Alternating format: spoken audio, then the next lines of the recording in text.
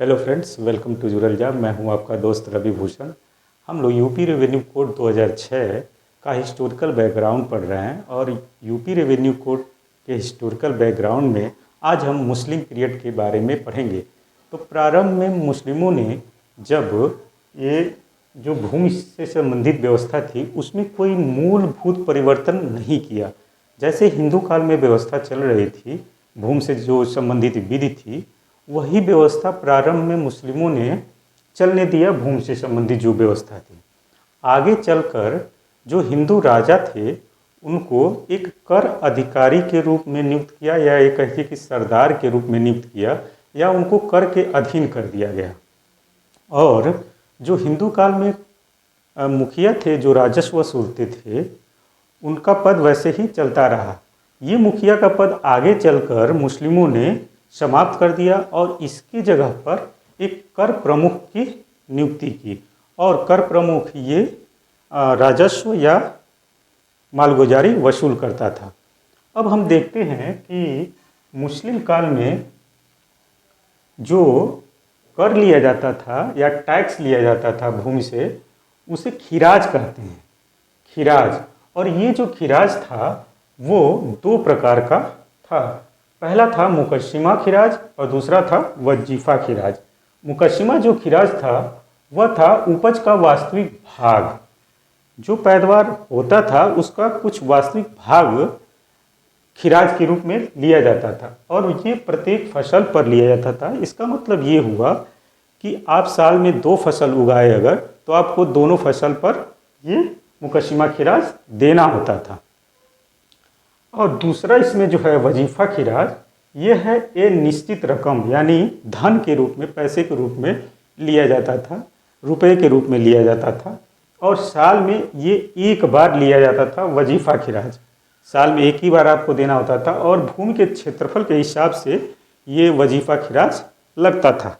अब जो ये वजीफा खिराज है, ये जो खिराज है या मालगुजारी जो है, उसको जो अदा नहीं करता था उसकी भूमि क्या कर दिया जाता था, पट्टा कर दिया जाता था। और जो पट्टे से प्राप्त रकम होती थी उस रकम को खिराज के रूप में जमा कर दिया जाता था, जो बकाया खिराज होता था उसके रूप में जमा कर दिया जाता था।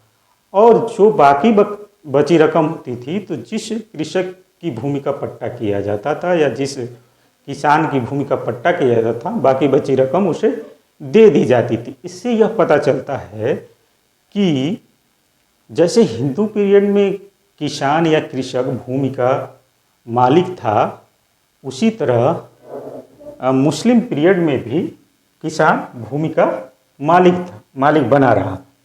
अब मुस्लिम काल में मालगुजारी जो ली जाती थी या जो खिराज लिया जाता था, वो उपज का 1/3 भाग लिया जाता था। और औरंगजेब के समय ये 1/2 भी लिया गया। यानी मुस्लिम काल में जो खिराज था वो उपज का 1/3 लिया गया, और अंग्रेज के समय 1/2 भी लिया गया। अब अकबर के एक मंत्री थे टोडरमल, उन्होंने भूमि के बारे में बहुत ही महत्वपूर्ण सुझाव दिए उस समय। तो आइए देखते हैं कि अकबर के जो मंत्री टोडरमल थे उन्होंने क्या भूमि के बारे में सुझाव दिए। इसे हम टोडरमल बंदोबस्त के नाम से भी जानते हैं। तो टोडरमल बंदोबस्त में जो बातें थी वो ये थी कि टोडरमल साहब ने कहा कि जो भूमि है उस भूमि को, भूमि का स्वामी किसे घोषित किया जाए, जो किसान है, कृषक है, उसे, जो उस पर खेती कर रहा है उस पर उसका स्वामित्व घोषित किया जाए। और दूसरा उन्होंने बात जो महत्वपूर्ण कही कि भूमि के क्षेत्रफल और भूमि की जो गुणवत्ता है उसके आधार पे मालगुजारी का निर्धारण किया जाए, खिराज का निर्धारण किया जाए। भूमि के क्षेत्रफल और भूमि की गुणवत्ता के आधार पर मालगुजारी का निर्धारण किया जाए। तीसरा उन्होंने जो कहा वो ये कहा कि जो मालगुजारी है वो सीधे सरकार के पास जमा किया जाए या मुखिया के माध्यम से जमा किया जाए। अगर मुखिया के माध्यम से जमा किया जा रहा है तो उसके बदले मुखिया को कुछ धनराशि दी जाए। ये तो हो गया मुस्लिम पीरियड के बारे में भूमि से संबंधित जो व्यवस्था थी। आज हम लोगों ने इस वीडियो में चर्चा की। अब हम अगले वीडियो में ब्रिटिश पीरियड के बारे में पढ़ेंगे। धन्यवाद।